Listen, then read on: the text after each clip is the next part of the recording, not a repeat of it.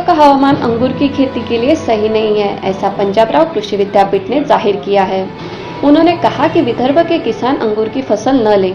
कृषि विद्यापीठ के जाहिर करने के बाद कोई भी किसान अंगूर की खेती करने के लिए सामने नहीं आ रहा था, लेकिन कासोले के शालिकराम गावंडे ने अपने 4 एकड़ खेत में अंगूर की फसल लगाई और अब तक उनके खेत से 20 टन अंगूर बेचे भी गए हैं, जिससे उनको 12 लाख रुपए भी मिले हैं।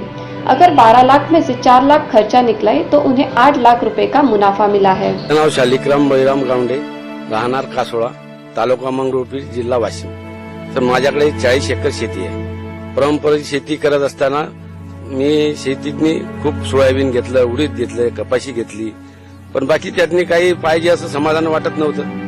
मग कृषी विद्यापीठाच्या मार्फत आम्ही त्याच्याकडे विचारपूस केली की आम्हाला द्राक्षाचा प्रोजेक्ट उभा करायचा आहे। त्याने सांगितलं तुमच्या विदर्भात सक्सेस होणार नाही।